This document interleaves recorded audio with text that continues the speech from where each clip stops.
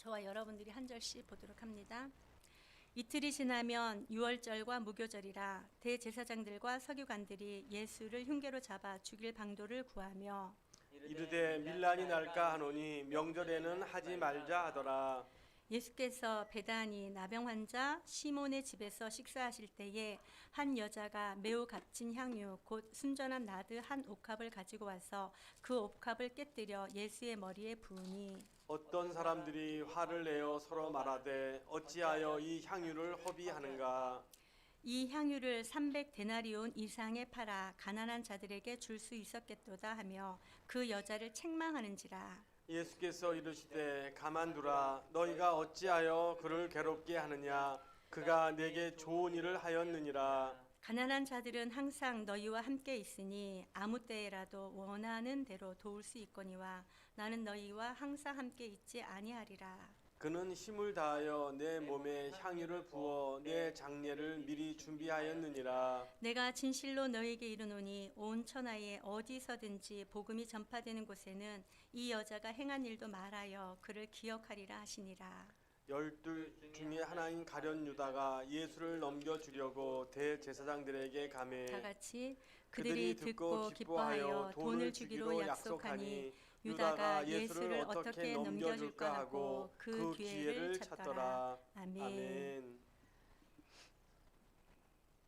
사랑합니다. 오늘도 하나님의 말씀이 저와 여러분들에게 힘과 능력이 되시기를 주님의 이름으로 축복합니다. 자, 우리 지난 시간에는 마지막 날 그 징조에 대해서 때와 시기는 모르지만 우리가 마지막 때에 그 징조가 있을 때 깨어 있으라라는 예수님의 교훈의 말씀을 들었습니다.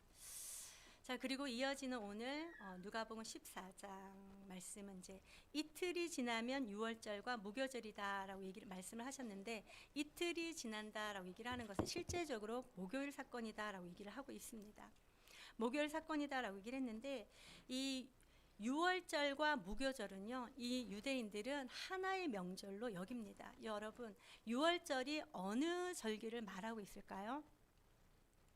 유월절은 하나님께서 이스라엘 백성들을 애굽 땅에서 출애굽시키실 때에 10가지 재앙 중에 마지막 장자들의 죽음에서 구원하여 주시기 위하여서 양의 피를 잡아 문설주에 바르고, 바른 그 집들은 하나님의 그 진노가 넘어갔다라는 그런 것에 대한 감사로 유월절 절기를 지키는 것이죠.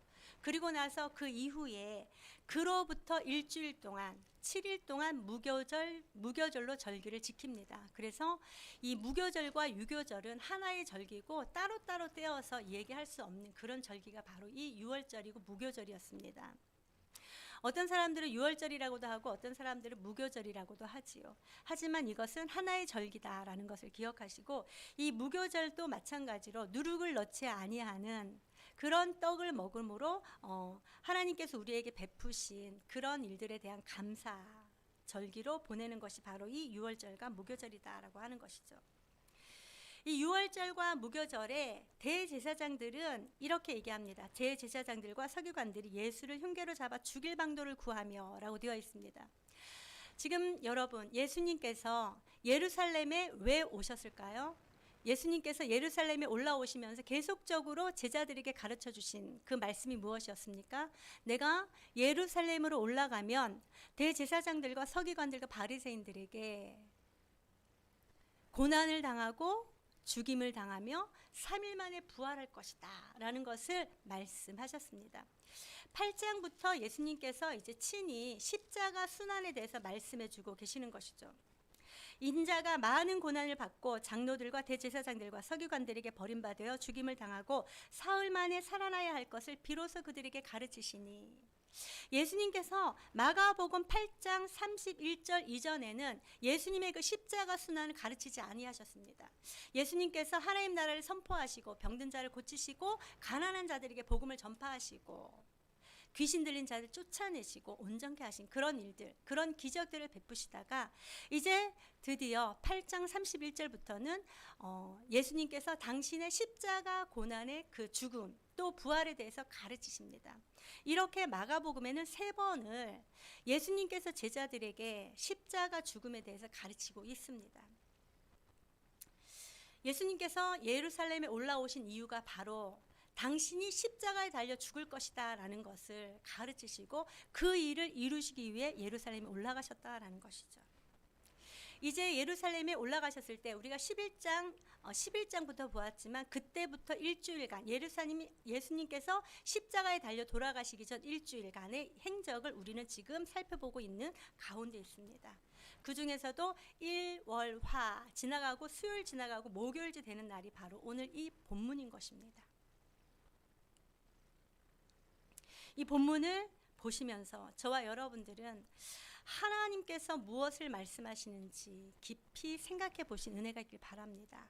뿐만 아니라 하나님께서 말씀하신 그 말씀에 순종하기 위하여 첫 번째는 우리들로 하여금 동기가 하나님 앞에 나오는 그 동기가 무엇인지를 생각해 보시는 시간, 또는 하나님을 어떠한 가치로 생각하고 있는지 그것을 정리해 보는 시간이 되었으면 좋겠습니다. 여러분, 이틀이 지나면 유월절과 무교절, 이 이스라엘 백성들은 유월절을 언제 지킵니까? 니산월 그달 13일 14일을 거의 다 얘기하고 있더라고요. 이 유대인들은요, 우리나라랑 좀 달라서 하루를 시작할 때가 언제를 하루로 시작하는 것이죠? 저녁에 시작하였다가 그 다음날 저녁이 하루다라는 것을 얘기를 하고 있는 것이죠. 실제적으로 우리가 얘기를 한다면은 금요일 저녁부터 시작하여 토요일 저녁까지가 이들이 이야기하는 게 안식일, 또 유월절을 지나는 것입니다. 그때부터 또 무교절이 일주일간 지나는 것이라 총 이 축제 기간은 8일이다라는 것이죠. 이 8일 동안 지금 유월절과 무교절을 지금 준비하는 그들이었습니다. 그 가운데서 대제사장들과 서기관들, 이 사람들은 곧 누구죠? 대제사장들과 서기관들은 유대의 종교 지도자들이었습니다. 유대의 종교 지도자들이라 하면 이스라엘 백성들을 하나님의 말씀으로 가르치는 자들입니다. 율법을 가르치는 자들입니다. 본이 되어서 그들에게 하나님의 말씀을 이루는 삶을 살아가도록 해야 되는 자들이 바로 이 종교 지도자들이었습니다. 이 종교 지도자들은 유월절과 무교절, 유월절을 당해서 무엇을 하려고 계획하고 있었습니까? 우리 14장 1절 말씀 한번 읽어보도록 할게요. 시작. 이틀이 지나면 유월절과 무교절이라 대제사장들과 서기관들이 예수를 흉계로 잡아 죽일 방도를 구하며 이르되 2절 같이 이르되 밀란이 날까 하노니 명절에는 하지 말자 하더라. 아멘. 이 유월절을 맞이하여서 대제사장들과 서기관들은 예수님을 잡아 죽일 방도를 구하였다라고 하고 있습니다. 여기 구하다라는 뜻은요, 미완료 시제입니다. 여러분, 유대 종교 지도자들이 언제부터 예수님을 죽이려고 방도를 구하였을까요?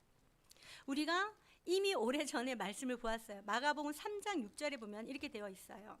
바리새인들이 나가서 곧 헤롯 당과 함께 어떻게 하여 예수를 죽일까 의논하니라. 예수님께서 사람들에게 인정을 받고 사람들의 칭송을 받으니, 그리고 바리새인들과 유대 종교 지도자들을 향하여서 책망을 할 때에 그들은 어떻게 했어요? 바리새인들이 나가서 헤롯 당과 함께 어떻게 하여 예수를 죽일까? 이 방도를 구하였다라고 얘기를 하고 있는 것입니다. 마가복음 3장부터 이미 예수를 잡아 죽일 방도를 구하고 있었는데, 지금까지도 유월절과 무교절을 당한 지금까지도 예수를 죽일 방도를 구하였다라고 얘기를 하고 있어요. 하지만 이들은 지금 어떻게 합니까? 밀란이 일어날까, 명절엔 하지 말자라고 얘기를 하고 있는 것이에요. 여러분, 왜 이랬을까요? 왜 밀란이 일어날까봐 명절엔 하지 말자라고 되어 있을까요? 저와 여러분들이 11장 말씀을 보았지만 11장에 보면 이런 말씀이 나와요. 대제사장들과 서기관들이 듣고 예수를 죽일까 하고 꾀하니 이는 무리가 다 그의 교훈을 놀랍게 여김으로 그를 두려워함일러라. 예수를 죽이려고 하는 이유가 무엇이라고요?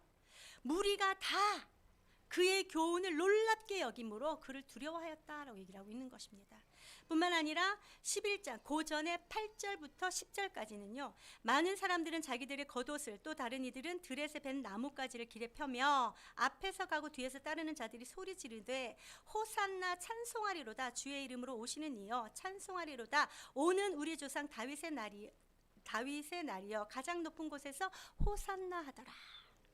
여러분 이것은 지금 예루살렘에 유월절을 지키고자 하는 디아스포라 유대인들이 함께 올라오면서 예루살렘 입성하는 예수님을 옆에서 찬양하고 높이고 찬송하였다라는 것이지요.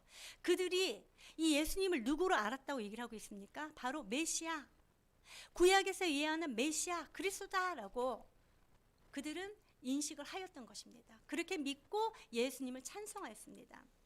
요한복음에는 실질적으로 이렇게 얘기가 나옵니다. 요한복음 12장 13절에 그 이튿날에는 명절에 온 큰 무리가 예수께서 예루살렘으로 오신다는 것을 듣고 종려나무를 가지고 맞으러 나가 외치되 호산나 찬송하리로다 주의 이름으로 오시는 이 곧 이스라엘의 왕이시여 하더라. 지금 백성들이 예수님을 누구로 알고 있습니까? 이스라엘의 왕, 메시아, 그리스도, 자기들을 구원해 줄 왕으로 지금 알고 있었다라는 것이죠. 많은 사람들은 예수님을 메시아로 알고 있었지만 율법을 전하고 하나님의 뜻을 알고 하나님 나라를 선포하는 자들은 예수님을 지금 어떻게 하려고 하고 있습니까? 어떻게 하면 예수를 잡아 죽일까? 방도를 구하고 있었다라고 얘기를 하고 있어요. 오늘 저와 여러분들이 14장 1절부터 11절 말씀까지를 읽었는데 이 1절, 2절은 유대 종교 지도자들에 대해서 나옵니다. 그리고 10절과 11절에는 유대 종교 지도자들이 어떻게 하면 예수를 잡아 죽일까 하였는데 밀란이 날까 봐 명절에 하지 않으려고 했어요. 그런데 이들을 돕는 자가 나타났어요. 누구였습니까? 바로 가룟 유다였어요. 이 가룟 유다는 예수님의 제자들 중에 한 사람이었습니다. 이 예수님의 제자들 중에 한 사람이 바로 예수님을 유대 종교 지도자들에게 넘겨주기로 약속하고 돈을 받기로 약속하는 장면이 나옵니다. 예수님을 잡아 죽이려고 하는 그 말씀들 가운데 3절부터 9절까지에는요. 한 이름도 없는 여인이 예수님에게 자신의 향유 옥합을 깨뜨려서 붓는 사건이 일어납니다. 마가가 이러한 문학적인 기법을 많이 사용하고 있어요. 이것은 샌드위치 구조라고 하는 것이죠. 밑에 빵과 위에 빵 사이에 어떠한 재료들이 들어가는 것이죠. 그렇다면 여러분 1절과 2절, 10절과 11절 사이에 나오는 이 말씀이 중요할까요? 아니면 1절, 2절, 10절, 11절 말씀이 중요할까요? 사실은 그 안에 있는 내용물이 중요하다라는 것입니다. 예수님을 잡아 죽이려고 이스라엘의 유대 종교 지도자들과 제자들은 지금 눈이 벌게 있습니다. 그러나 그럼에도 불구하고 3절부터 9절까지 말씀을 보면서 저와 여러분들은 어떻게 예수님을 따라야 하는지를 다시 한번 생각해 보신 은혜가 있기를 주님의 이름으로 축복합니다. 자, 밀란이 일어날까? 명절에는 하지 말자. 여전히 유대 종교 지도자들은 하나님을 두려워하는 것이 아니라 누구를 지금 두려워하고 있습니까? 백성들을 두려워하고 있는 것을 보게 됩니다. 사랑하는 여러분, 저와 여러분들은 하나님을 두려워하신 은혜가 있기를 주님의 이름 축복합니다. 사람의 눈을 의식하는 것이 아니라 보이지 아니하시며 우리를 도우시고 역사하시는 그 하나님을 두려워하시는 우리 모두가 되시길 주님의 이름 축복합니다. 자, 3절부터 9절까지 말씀 우리가 살펴볼 텐데요. 3절 말씀 한번 읽어보도록 할게요. 시작.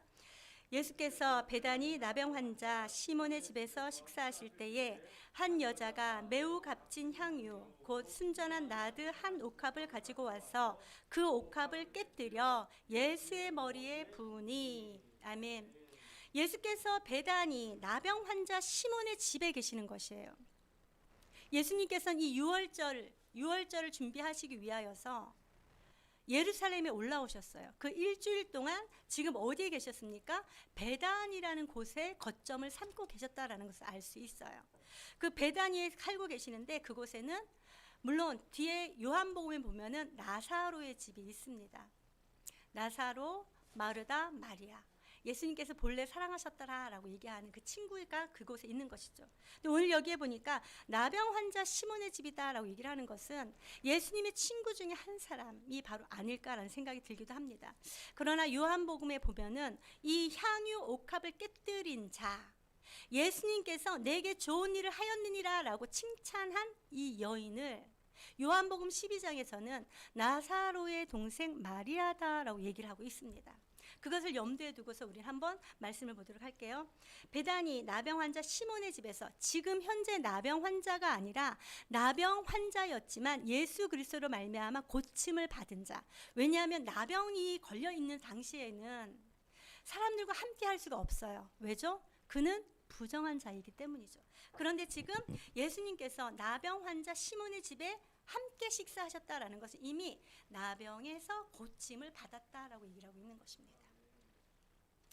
사랑하는 여러분, 여러분들도 아주 심한 나병에서 고침을 받은 자들 맞으십니까?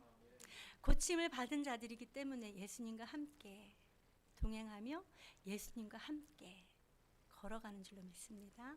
예수님께서 이렇게 베다니 나병 환자 시몬의 집에서 무엇을 하셨습니까? 식사를 하셨다라고 얘기합니다.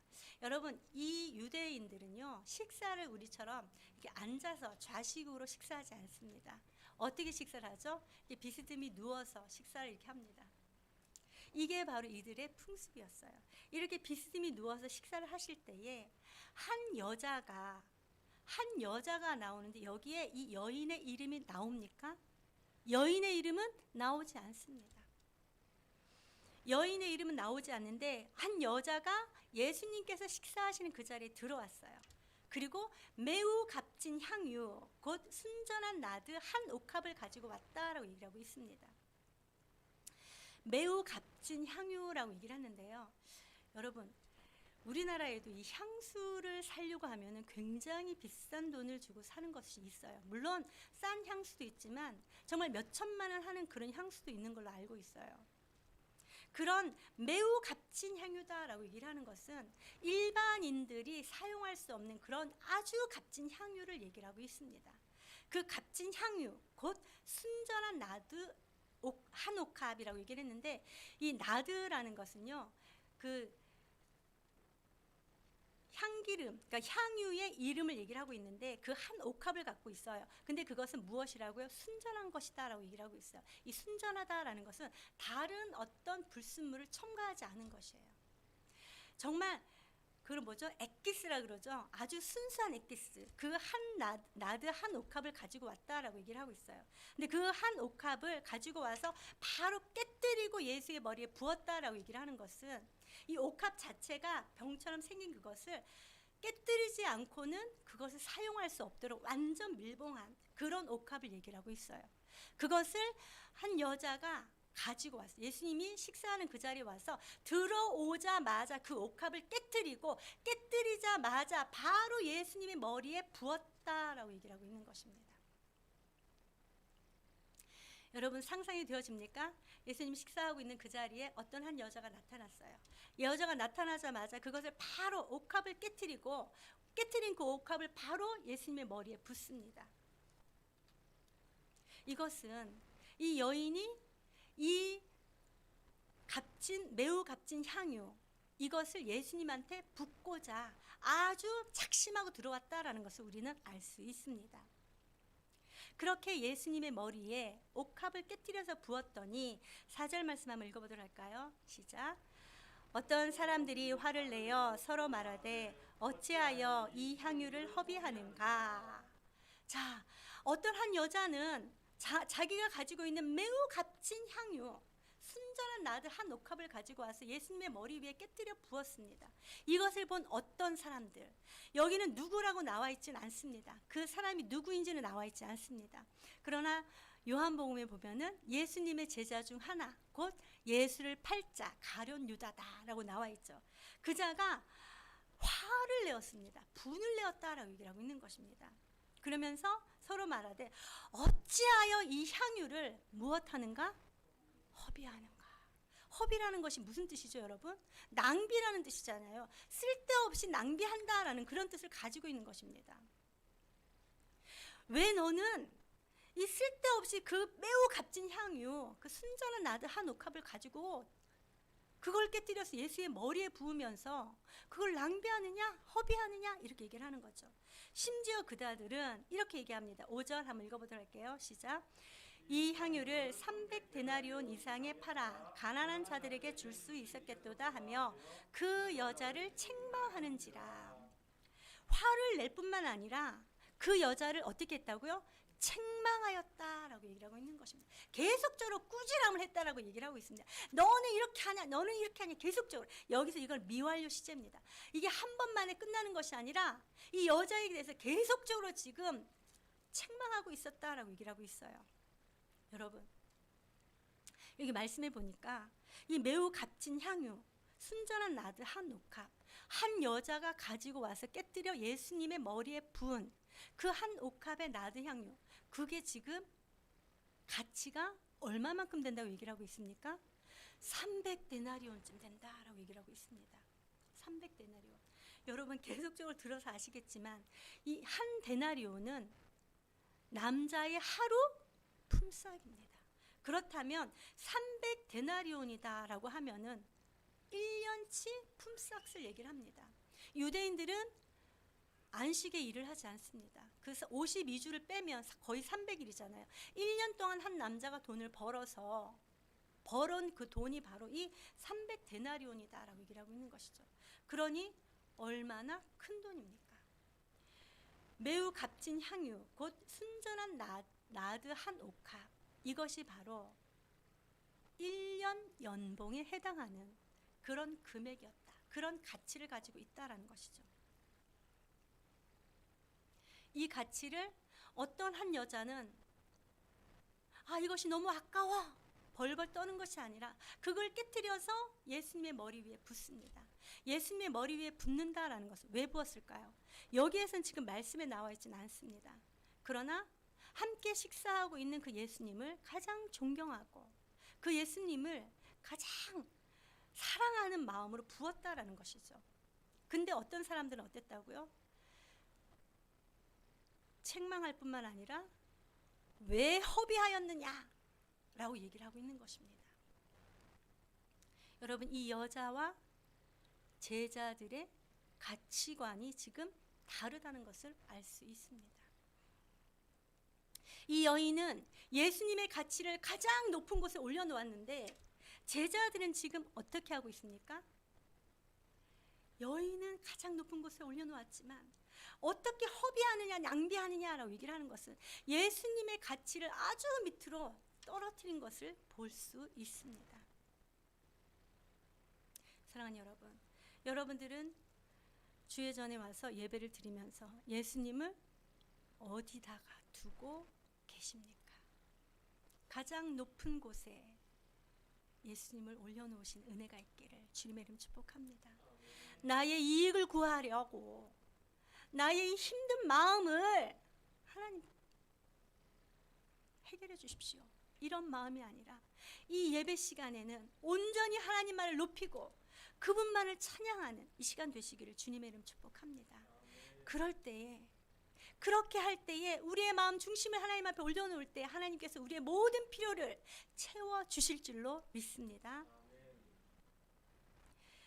제자들은 이 여인을 책망하는데 예수님께서는 이렇게 말씀하셔요. 6절, 7절, 8절, 9절까지 우리 한번 읽어보도록 할게요. 시작.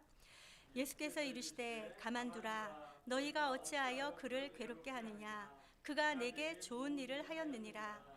가난한 자들은 항상 너희와 함께 있으니 아무 때라도 원하는 대로 도울 수 있거니와 나는 너희와 항상 함께 있지 아니하리라. 그는 힘을 다하여 내 몸에 향유를 부어 내 장례를 준비하였느니라. 내가 진실로 너희에게 이르노니 온 천하에 어디서든지 복음이 전파되는 곳에는 이 여자가 행한 일도 말하여 그를 기억하리라 하시니라. 아멘. 제자들은 지금 예수님께 향유를 부은 여자를 어찌하여 낭비하느냐 하며 책망하였습니다. 그러나 예수님께서는 어떻게 하십니까? 가만두라. 가만두라라고 말씀하셨어요. 그러면서 너희가 어찌하여 그를 괴롭게 하느냐? 그가 내게 좋은 일을 하였느니라. 이 좋은 일이라는 것은요, 선한 일을 얘기를 하고 있습니다. 저는 사실 이 말씀을 처음에 봤을 때는 좀 약간의 오해가 있을 소지가 있다라는 생각이 듭니다. 하지만 여기서 얘기하는 내게 좋은 일을 하였느니라 라고 말씀하시면서 예수님께서 그 좋은 일이 어떤 일인지에 대해서 말씀해 주셨는데요. 8절 말씀해 보니까 그는 힘을 다하여 내 몸에 향유를 부어 내 장례를 미리 준비하였느니라 라고 말씀하고 있습니다. 여인이 향유 옥합을 깨뜨려 예수님의 머리 위에 부은 것은 예수님 앞에 좋은 일, 선한 일을 한 것인데 그것은 곧 예수님의 무엇을 준비하였다고요? 장례를 준비하였다라고 얘기를 하고 있는 것입니다. 사실 여러분, 이 여인이 실제로 예수님의 장례를 준비하기 위하여 이렇게 한 것인지는 나와 있지 않습니다. 그렇지만 예수님께서 어떻게 하셨어요? 예수님께서는 그 여인이 부은 향유 옥합을 깨뜨린 그것을 당신의 장례를 준비하셨다라고 말씀하셨어요. 뿐만 아니라 힘을 다하여 내 몸에 향유를 부었다라고 얘기를 하고 있어요. 여러분, 이 여인이 예수님의 어디에 향유를 부었습니까? 머리에 향유를 부었습니다. 근데 예수님은 어떻게 표현했습니까? 내 몸에 향유를 부었다라고 얘기를 하는 것이죠. 이것은 곧 이 여인이 나드 한 옥합을 가지고 와서 그 안에 들어있는 모든 기름을 예수님의 머리 위에 다 쏟아서 부었기 때문에 그것이 흘러서 몸을 적셨다라는 것을 우리는 알 수 있습니다. 그러면서 예수님께서 진실로 너희에게 이르노니 온 천하에 어디서든지 복음이 전파되어지는 곳에는, 자, 예수님의 그 복음이 세상 어느 곳에서든지 전파되어질 것을 전제로 하고 있습니다.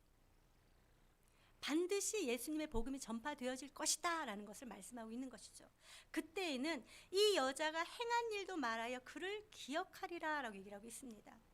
이 여자가 행한 일, 이 여자가 기억되는 것이 아니라 이 여자가 행한 일을 말하여 기억하게 될 것이다 라고 얘기를 하고 있는 것입니다.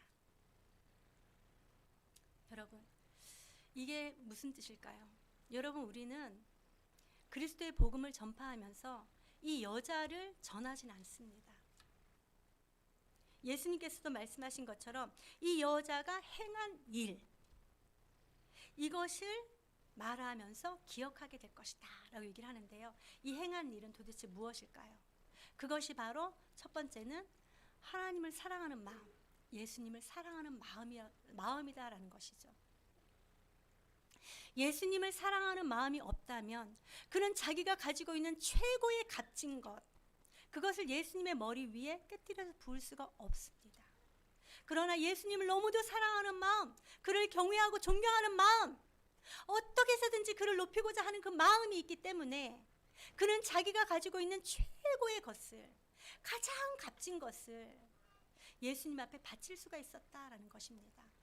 사랑하는 여러분, 저와 여러분들도 주님의 전에 와서 하나님을 예배할 때 내가 가지고 있는 그 최고의 것이라도 아까워하지 아니하시는 은혜가 있기를 주님의 이름 축복합니다. 두 번째는요, 가치를 최고 위에 올려놓았기 때문인 것이죠. 가치를 어디에 두느냐라는 것입니다. 이 한 여인은 자신에게 있어서 이 예수님이라는 가치를 최고 위에 올려놓았어요. 그러나 제자들은 최고 위에 올려놓지 않았습니다. 그렇기 때문에 여자가 행한 그 일을 인하여서 어찌하여 낭비하느냐, 어찌하여 허비하느냐 라고 책망한 것이죠. 여러분들이 만약 그 자리에, 지금 이 자리에 앉아있고 예수님의 마음을 가지고 한번 생각해 보시기 바랍니다. 한 여자가 자기에게 기름을 부어서 최상의 존경을 표했습니다. 이것을 본 자기가 3년 동안 동거동락하며 함께했던 제자들이 분을 내며 화를 내며 오히려 그 여자를 책망하고 있습니다. 여러분들이 만약에 예수님의 마음이시라면 어떤 마음이 들겠습니까? 저는 굉장히 섭섭할 것 같더라고요. 굉장히 서운할 것 같더라고요. 내 존재가 이것밖에 안 되나? 라는 생각까지 들 것 같습니다. 사랑하는 여러분, 저와 여러분들은 모든 것보다 우선순위에 예수님의 가치를 올려놓으시는 은혜가 있기를 주님의 이름 축복합니다. 자, 네 번째는요, 행하는 일의 동기를 한번 살펴보시기 바랍니다. 내가 와서 예수님 앞에 나오고 하나님 앞에 나와서 예배 드리고 또 하나님의 이름으로 무언가를 한다 할지라도 그것을 하는 동기가 무엇인지를 제대로 살펴보아야 된다라는 것이죠.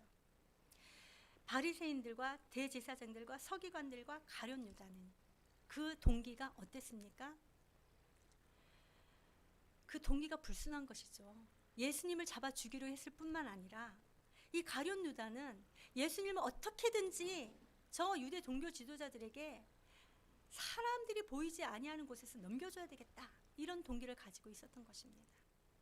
왜 이랬을까요, 여러분? 대제사장들과 서기관들은 자기들의 이기심을 충족하기 위한 그런 마음이 있었습니다. 이 가룟 유다는 또한 어땠습니까? 예수님을 따르긴 따랐지만, 예수님을 메시아로 알기는 알았지만 이 세상의 왕으로 오신 메시아로 알았습니다. 그래서 메시아 예수 그리스도께서 왕위에 오르실 때 그 옆에서 권력을 한 자리 잡고자 하는 그런 마음이 있었던 것이죠. 가룟 유다가 이렇게 얘기했잖아요. 가난한 자들에게 줄 수 있도록 그것을 팔지 그랬느냐, 이렇게 말씀하셨어요. 그러나 요한복음 12장 말씀엔 정확하게 가룟 유다의 마음이 어떠한지, 그 상태가 어떠한지가 나와 있습니다. 이는 가난한 자들을 생각함이 아니라 그것을 팔아 돈구에 넣고 그 돈을 훔쳐가기 위함이다 라고 말씀하고 있는 것이죠. 이렇게 가룟 유다는요, 예수님을 무조건적으로 따르고 순종하고 사랑하는 마음이 아니라 자기의 이기심을 충족시키려 하는 그런 동기가 있었다라는 것이죠. 그러나 이 향유 옥합을 깨뜨린 여인은 어땠습니까?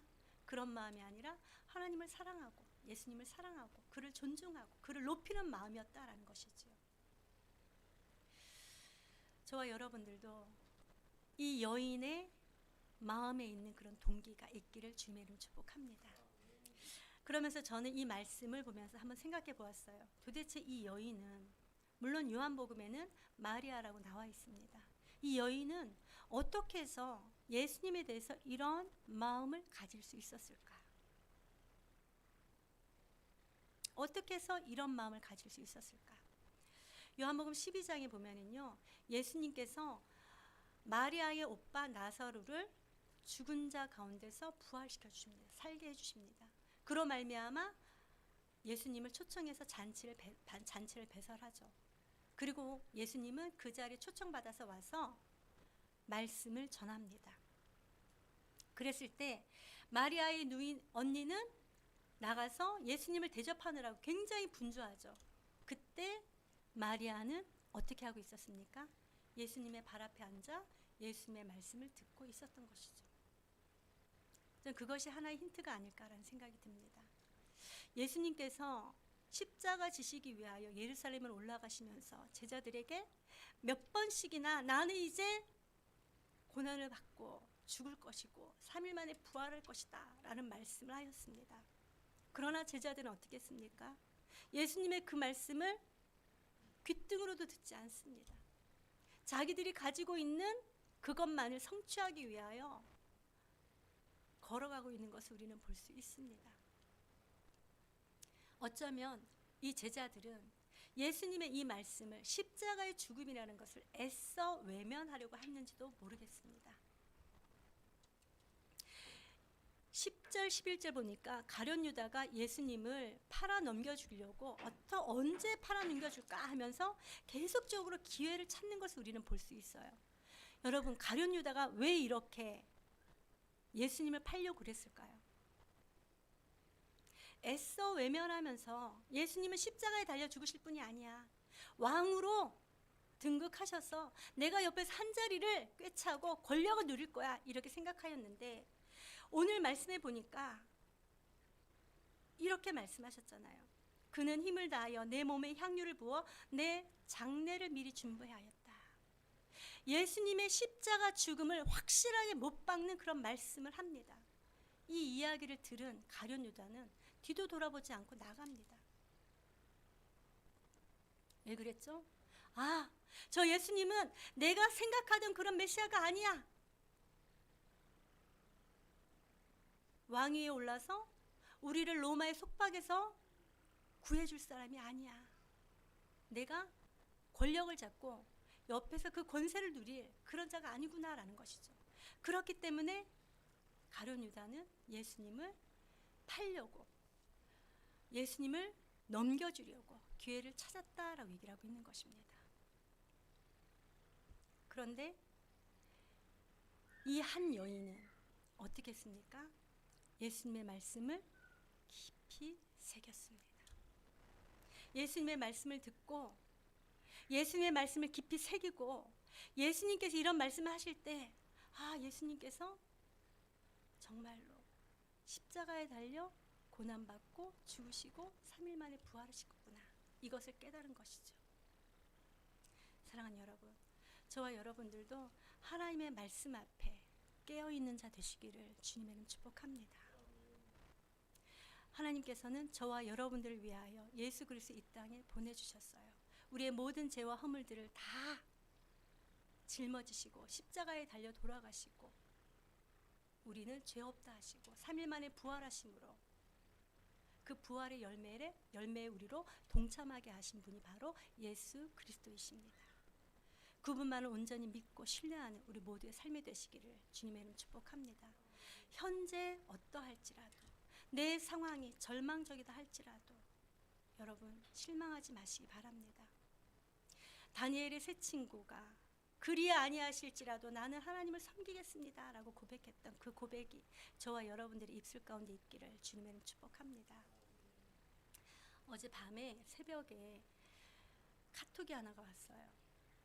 카톡이 하나 왔는데요. 카톡에 보니까 눈이 잘 보이지 아니하시는 분이거든요. 그분 앞에 제가 이제 가끔 말씀을 보내곤 해요. 가끔 보내는데 어젯밤에 그것이 갑자기 생각났는지 문자가 왔어요. 정말 싫어요. 정말 싫다고 이렇게 문자가 왔더라고요. 자기에게 시험을 하는 걸로 생각하고 있더라고요. 눈이 보이지 않는 것을. 그러면서 눈이 보이지 않는 이것으로 말미암아 하나님을 원망하고 불평하고 불만하면서 오히려 저까지도 그러한 마음으로 보고 있는 것을 보게 되었습니다. 여러분, 우리들이 힘들고 어려울 때 예수님도 함께 힘들어하고 예수님도 함께 어려움을 당한다라는 것 기억하십니까? 나보다 더 내가 잘 되기를 원하시는 하나님이신 것을 믿으시는 은혜가 있기를 주님의 이름 축복합니다. 지금 현재 상황이 어떠하다 할지라도 하나님께서 이 상황을 통하여서 내게 무엇을 주기를 원하시는지 더욱더 민감하게 반응할 수 있는 성숙한 그리스도인들이 되시기를 주님의 이름 축복합니다. 기도하도록 하겠습니다. 하나님, 오늘 말씀을 통하여서 하나님 우리의 모든 삶 가운데 오직 하나님만을 높일 수 있도록 또 말씀을 허락하여 주심을 참으로 감사합니다. 비록 지금 깨달아지지 아니한다 할지라도 하나님 그리 아니하실지라도 나는 하나님을 섬기겠노라 고백했던 다니엘의 세 친구처럼 하나님 우리의 입술 가운데도 그리 아니할지라도 하나님을 섬기겠습니다 고백하는 입술이 되어질 수 있도록 하나님 힘과 능력을 더하여 주시옵소서. 한 여인이 자기가 가지고 있는 최고의 값진 것 나드 한옥합을 가지고 와서 예수님께 깨뜨려 부었던 것은 그가 예수님을 얼만큼 사랑하고 존경하였는지 또 그 예수님에 대해서 얼만큼 자신의 마음을 표현하였는지를 또 깨닫게 합니다. 하나님 우리들의 마음을 먼저 살펴보는 자들이 되게 하여 주시옵시고 우리의 마음 중심으로 하나님을 더욱더 사랑하는 자들 되어질 수 있도록 하나님 인도하여 주시옵소서. 힘들고 어려울지라도 이것을 통하여서 하나님께서 행하실 그 일들을 눈으로 보며 하나님 앞에 영광 돌려드릴 수 있는 성숙한 믿음의 소유자들이 되어질 수 있도록 인도하여 주시옵소서.